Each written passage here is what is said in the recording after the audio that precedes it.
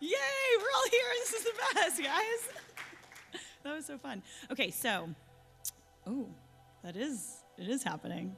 So I am Katie Ledoux. I am on the internal security team at Rapid7. I am joining you today from Boston. Very excited to be here because it's not raining ice sideways here, which is great. So specifically, stuff that I'm working on, I'm actually working on a lot of governance and risk projects right now. Any compliance heads in the house? We get no. Okay, people actually raise their hands. We usually don't get a lot of love at these conferences. So, but fortunately for all of us, I am not going to talk about any GRC topics today. I am going to talk about how we can use communication and visibility as security tools. Let's dive in.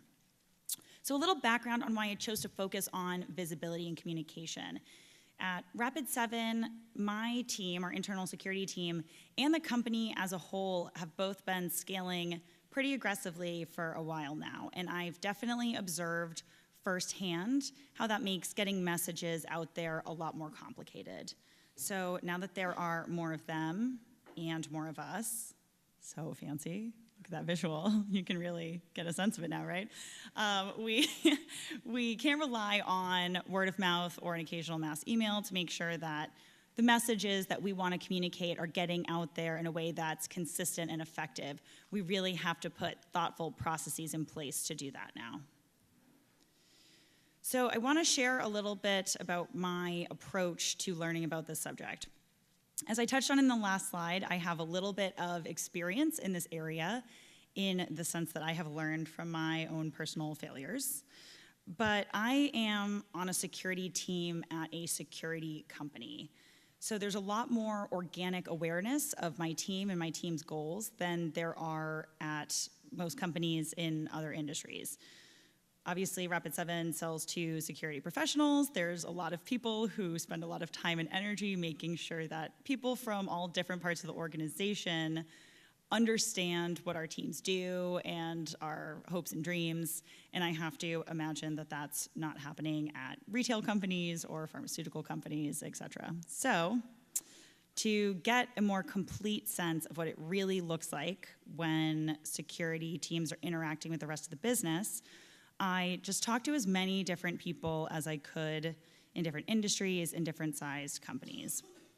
And I really got outside of my security bubble. I was talking to friends from college, friends from high school, enemies from college and high school. I talked to my neighbors. I talked to a really lovely manager at Whole Foods. I talked to everyone about this for a while. And then to extend my reach a little bit further, I created a really quick, open-ended Survey Monkey where I asked people to just share any anecdotes about their interactions with their security team. Did that go well, or what could have gone better? I also asked them if they feel comfortable approaching their security team. I asked them if they know what their security team wants them to do to help protect the business. And, this isn't the most scientific collection of data, but I think a lot of the takeaways that I got from these conversations will resonate with all of you. A lot of it seems, in hindsight, like common sense, but they were things that I and my team definitely could have been doing better. So you don't need to read all of these miserable quotes. You can if you want, but I am going to do my best to TLDR it for you. At a high level, the conversations revealed two areas where we can really focus to step up our game. And those are the two areas I'm going to break this presentation into today.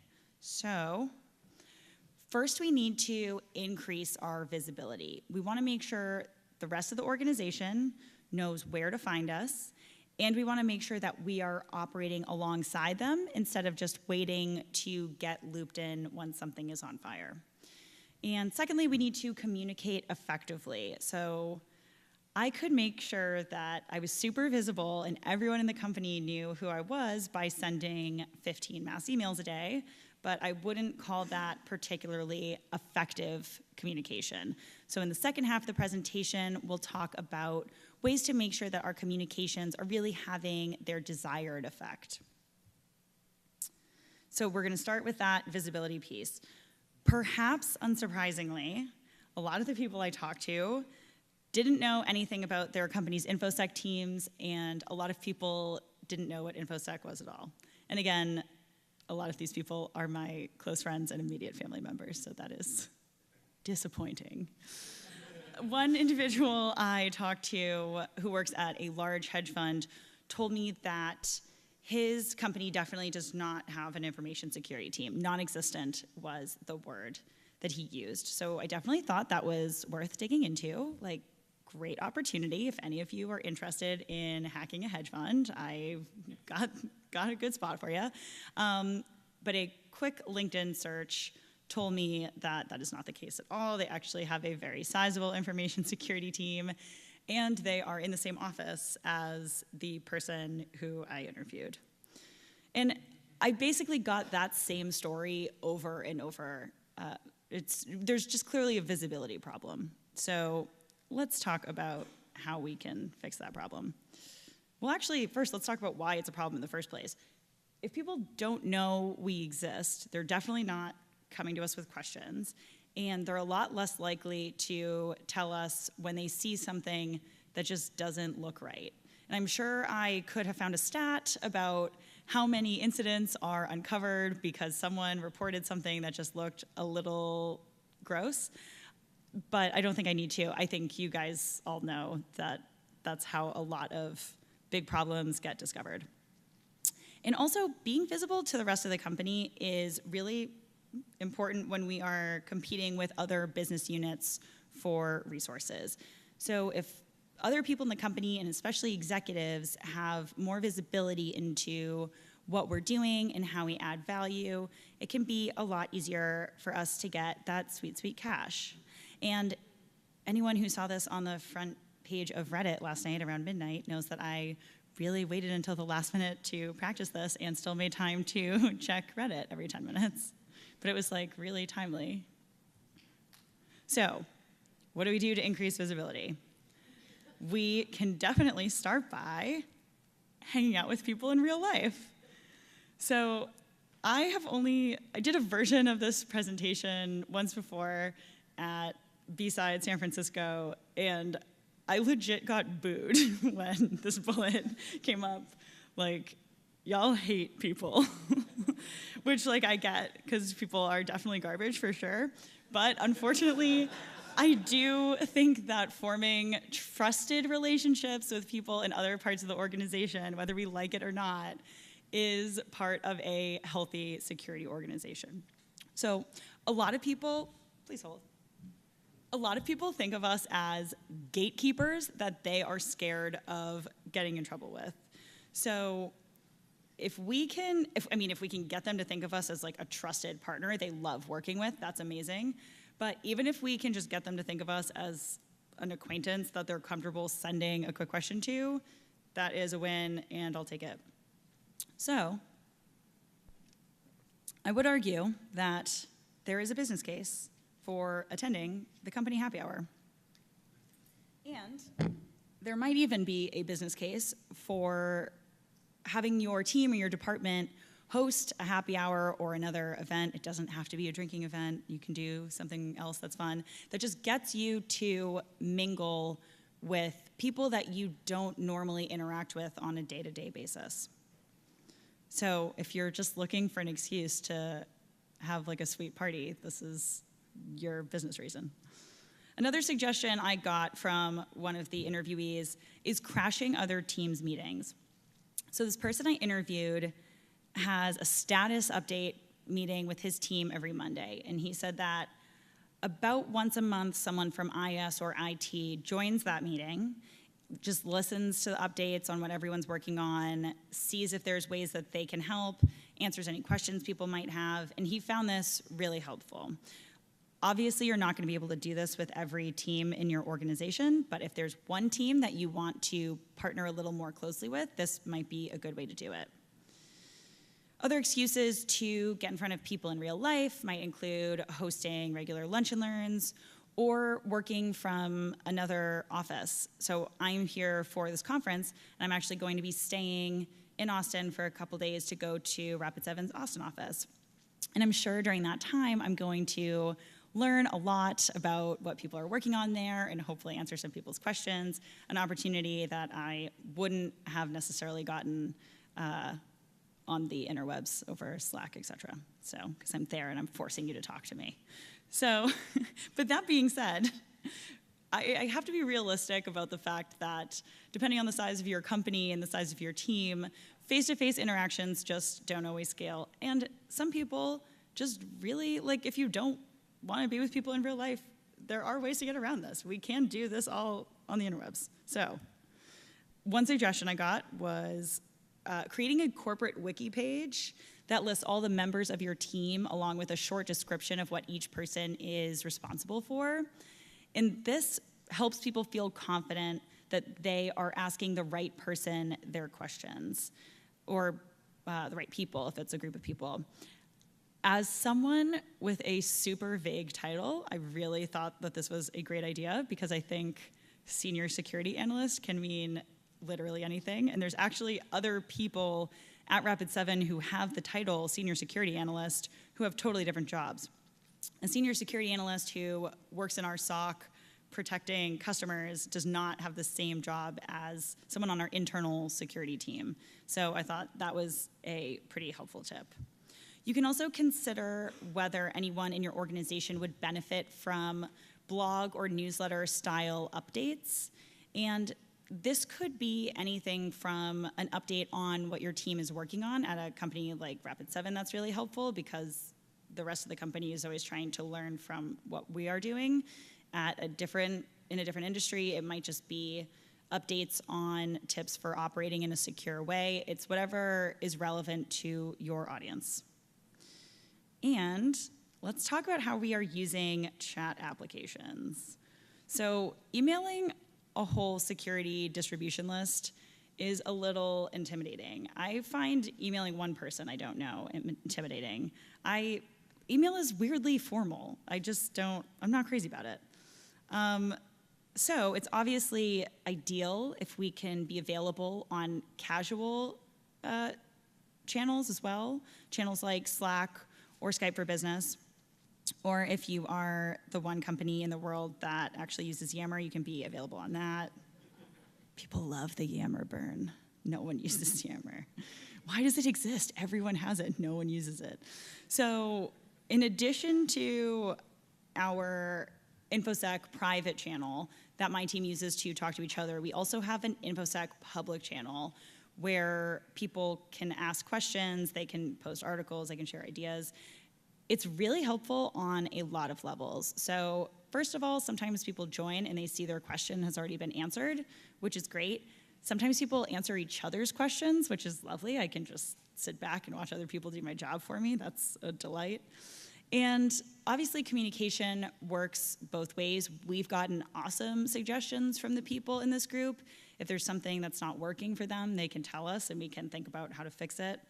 And if you're thinking about rolling out something new to your organization and you want a group to get feedback from, this can be a really great place to start. It's people from all different parts of the company, and they obviously have some interest in security because they joined the group.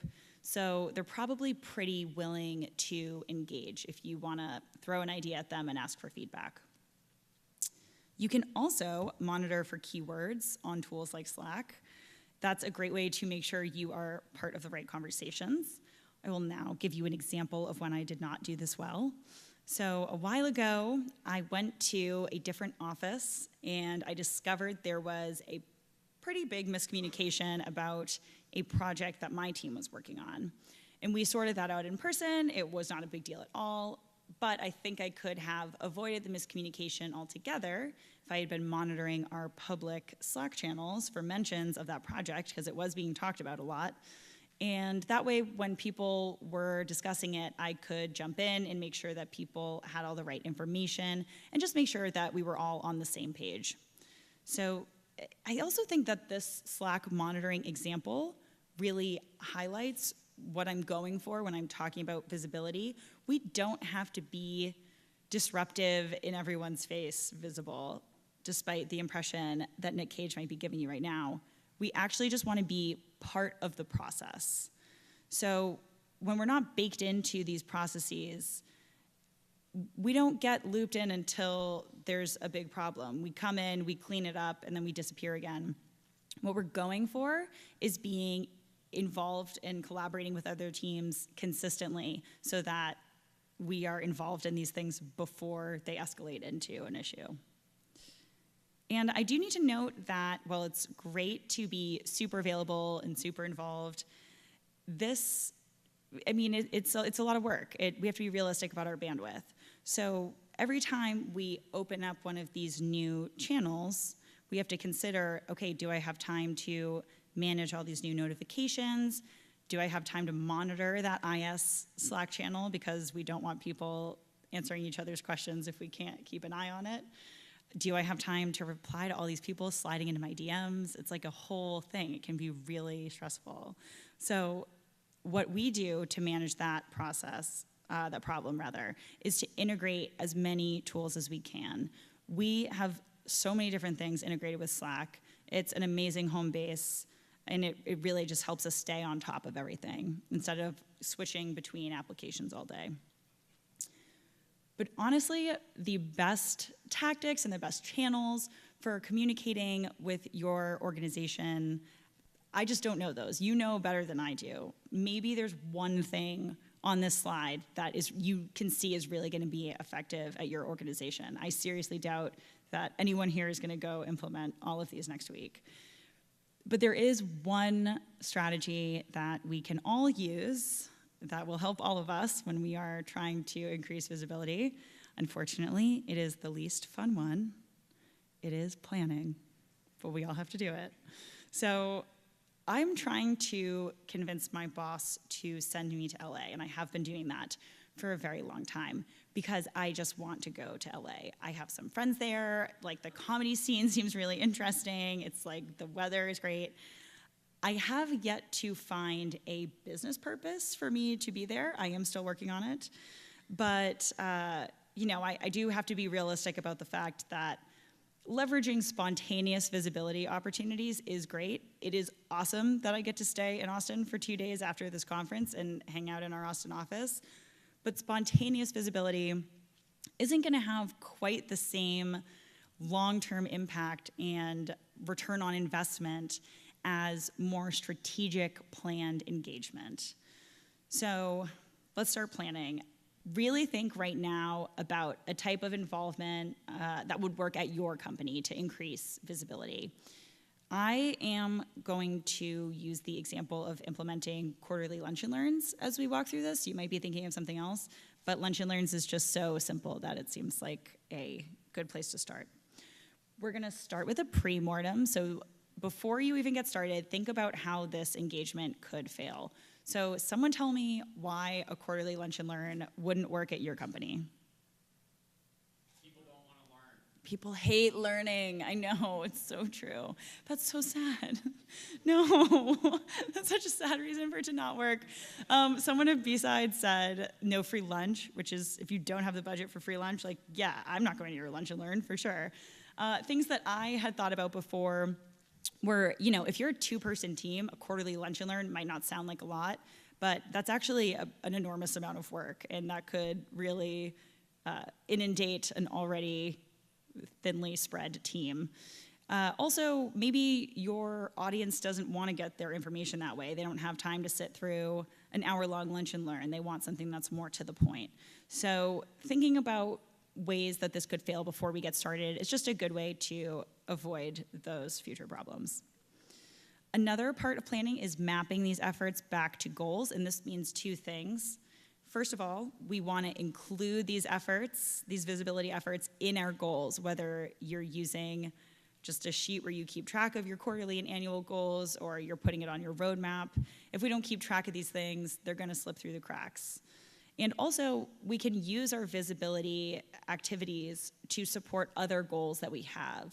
So if one of your goals for the year or the quarter is to increase adoption of secure coding techniques, or something else like that, that can be your topic for your first Lunch and Learn.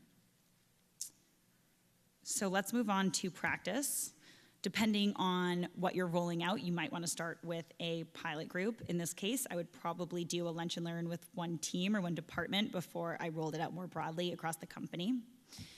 Then we document. You want to include everything that worked, everything that didn't work, and just have all of the information you need to do this again and do it even better the next time. And then we measure. So determine if you accomplished everything you set out to in the planning phase. Collect feedback. In this case, I'm probably going to send out an anonymous survey to people who attended the Lunch and Learn and ask what they liked about it and what they would want us to do differently next time. And then you use all of that information you gather throughout this process to update your plan and do the whole thing again forever until we die. And this is a helpful process. You probably noticed this doesn't just apply to visibility activities. This is really a process we would follow when we're implementing any project or new initiative. And that's the point. We want to treat this, if we're going to make this a priority, we want to treat it like any other project. If we're improving our vulnerability management process, if we're rolling out security awareness training, the more structure and project management we actually put into that, the better the results are going to be. And we should definitely consider treating visibility the same way we treat those other projects. So we did it. We increased our visibility. We have so many new opportunities to engage with the rest of the organization, but none of it matters. Why? Because you're so bad at communicating. Not you specifically, just like in general. So your Lunch and Learn is going to be a flop and a waste of everyone's time if we don't really think about how to most effectively get our message across. And based on the feedback from the interviews, there are 3 areas we need to focus on to make our communication more effective, and we're going to dive into those 3. Those are being intentional and thorough, consistent and prompt, and blame-free. And I should also say, oh, we're so bad at communicating. I'm focusing a little bit on the negatives because we want to talk about where we can improve, but also a lot of these interviews were things that we were doing really well. And I think in this next section, I use a lot of the advice that I got from people who were telling me what their teams did an excellent job on, so. Oh, but not this one, this was bad. Yeah, this is not a good story. Okay, so here's a checklist that we can walk through to make sure that we're being intentional and thorough. This could also be called, I took a lynda.com class, and all I got were these 6 bullet points. It's organizational communication. I don't recommend it because we're going to do it right now really fast, but it was good. It was a handy tool. So think of your own example if you want of an initiative you're working on that's going to involve communicating with people in the rest of the organization. So maybe you are updating your vendor security assessment process, which I'm doing. Please help if you know how to do that. Send assistance. It's so stressful. Everyone hates me. Or maybe you are rolling out a new malware solution. Anything that is going to touch a lot of people, and you're going to have to communicate with them throughout the process. Has a whole bunch of stakeholders involved. I'm going to run through this list using an example from one of the people that I interviewed. This guy is an associate at a big law firm, and he talked to me at great length about a new policy his firm was rolling out.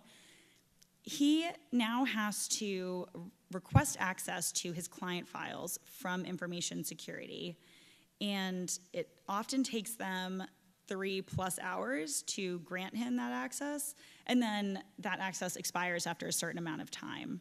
So it makes it a lot harder for him to do his job, and he doesn't understand why it's in place at all.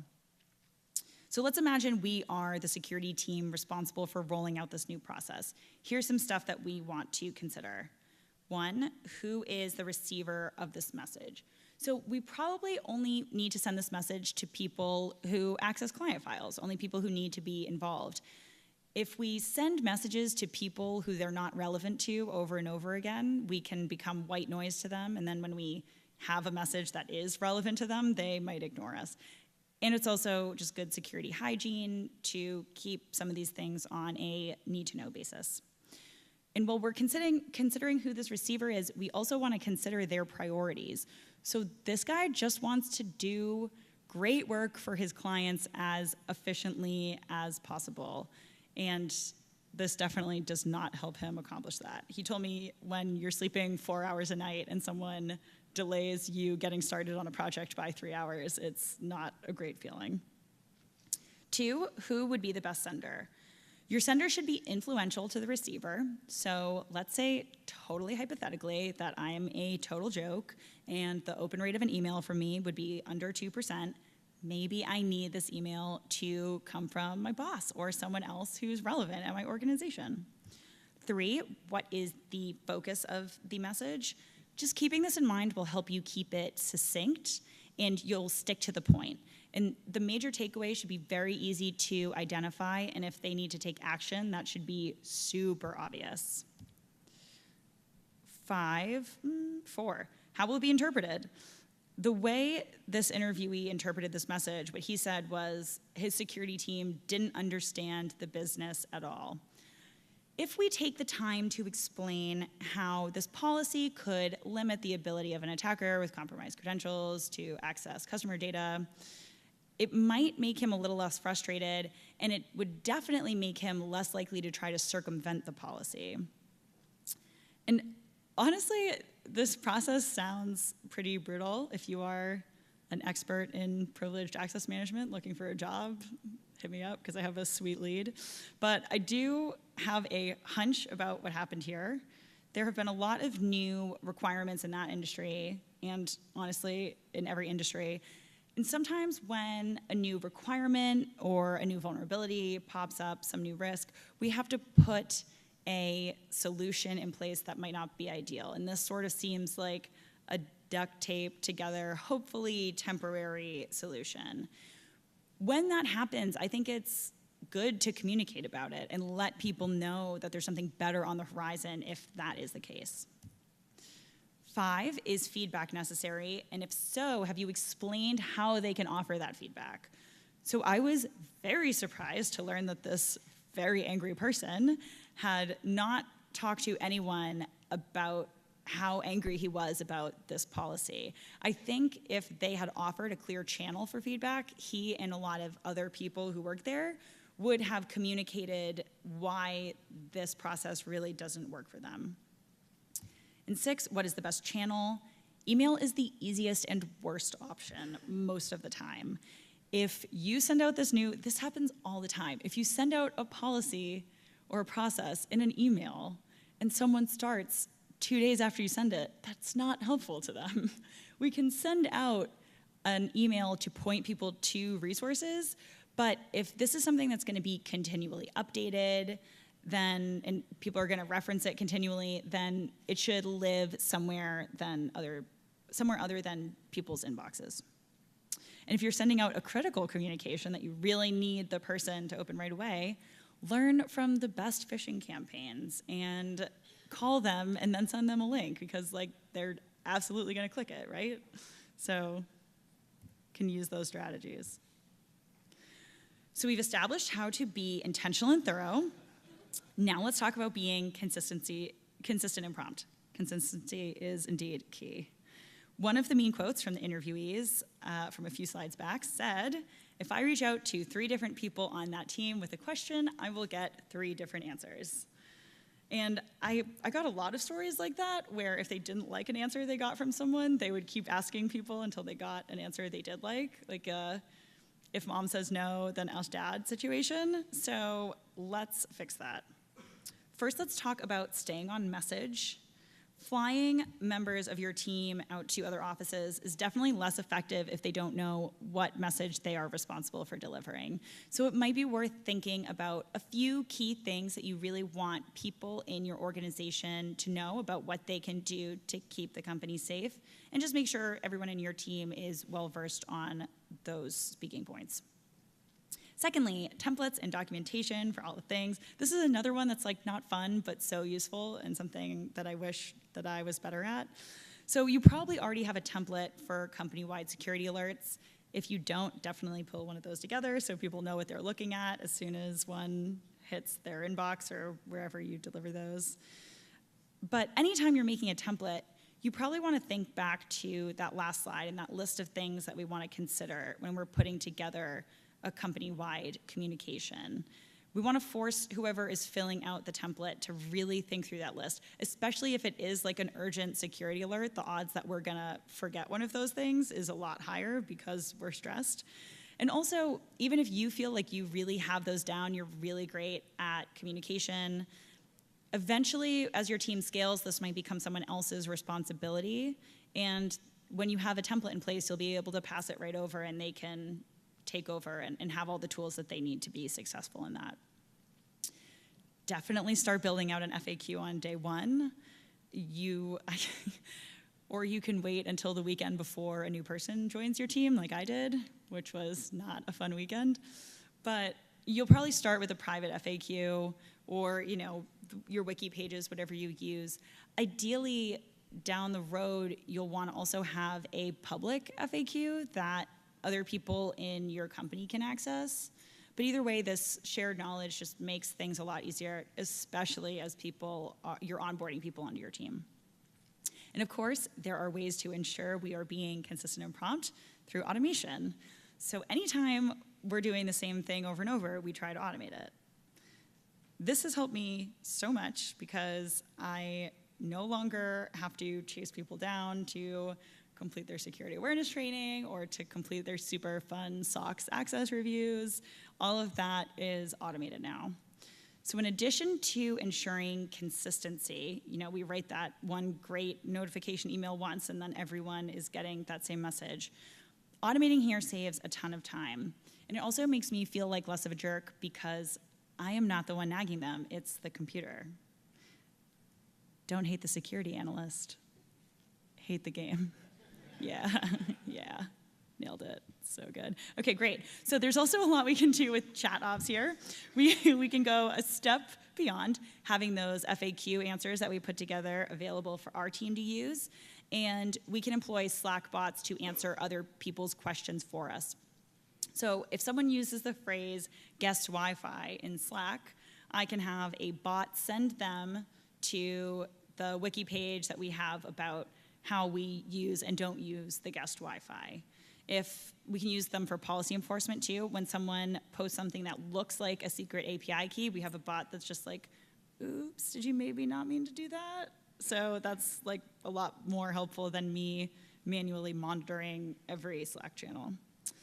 And of course, as we touched on already, we just have to be careful with automation. It's kind of a slippery slope. No one knows about alert fatigue better than security people. We definitely don't want to cause communication fatigue by sending people an enormous amount of automated alerts. So move forward with a little bit of caution there.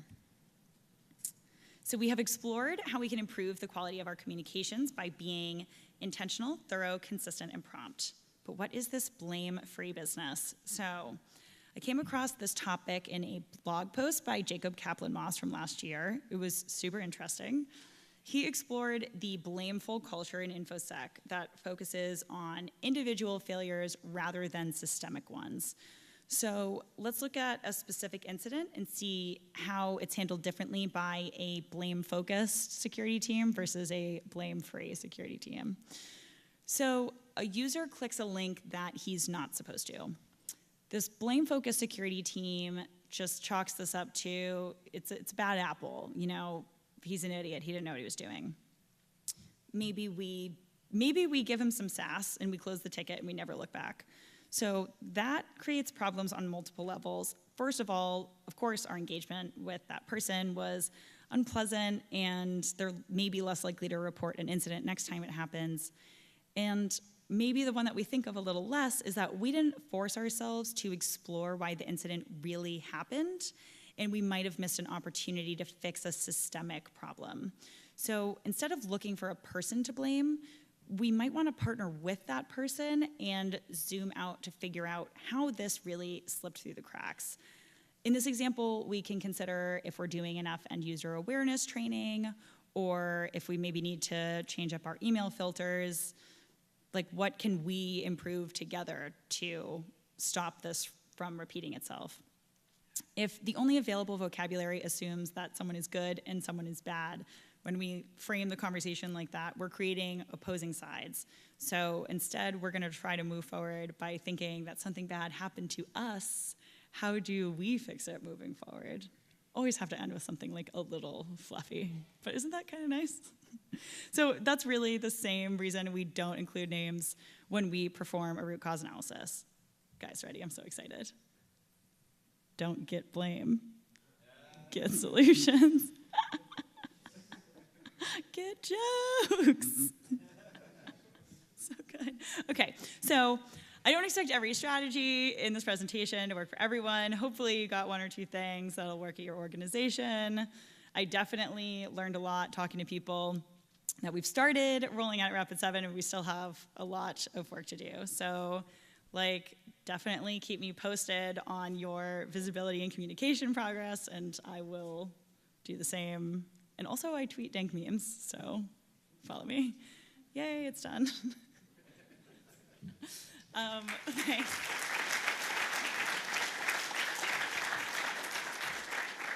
I don't know if it's like 10:40 right now. I started a little bit late. Does anyone have like one question? You don't have to have a question. You definitely don't have to. I'll give it like, oh my God, there's a question. Sorry. So, I very much appreciate the last one, the blame-free environment. How do you scale that, though, depending on how large your environment is? Because getting to root cause is great, but if you have 10,000 users, how do you do it? Yeah, so that's actually something that we have talked a lot about on our team, that how this is definitely not something that happens overnight, and especially if you are working with another team who doesn't share that blame-free mentality, it can be a really difficult process. I mean, I really, you know, unfortunately it's super corny, that thing, like it all really goes back to culture and the culture of a team and the culture of a company. I always feel like such a loser when I'm talking about like the Rapid7 culture is very, we all talk about like, oh, grab a shovel and dig in. Like when there's a problem, like we all grab a shovel. And I think a lot of that is when you identify, like it really, you know, one bad apple spoils the bunch or whatever. When someone isn't grabbing a shovel, it can be really like, it can really throw off your culture. So I mean, I think because I'm in a culture where that is sort of already the mentality, it's easy for me to think about like, oh, how we would deal with someone who isn't following that. But if you're at like a giant company where everyone is very blame-oriented, then we're hiring. Anyone else? I had a suggestion for your pilot program. Yeah. Like doing a pilot program with like a team or like a department. But if you've got this like your Slack where you have anybody can come in and ask the security team stuff, right? So you derive like a group. I would assume you have a varied composition of members that are not in security in that Slack, and like that should be your pilot program group. Yeah. Because they're all on different teams, so then they're going to spread like your gospel out to their teams. Like I run a CTF at work. The first year we had like mostly the security team played, but some other people from other teams played. And the second year we had like way more people play because the people that weren't from security that played were like, this is amazing, and they told their teams, and their teams all wanted to play. And so like this third year we're expecting like even more people to play because it's gotten like so competitive. That's the best. Do you have like a formal like security evangelist like program where there's like people on different teams who are like into security, or is that all just something that's happening organically? We do have like an engagement team, but like I'm on the red team, and our propaganda campaign is way different. We're just like, fuck the law, they can eat my dick. We just do whatever. Cool, cool. I'm gonna write that one down. That's really good. That's dope. I like that a lot. Oh, let's definitely end with that. That was good. Cool. Good business, everyone.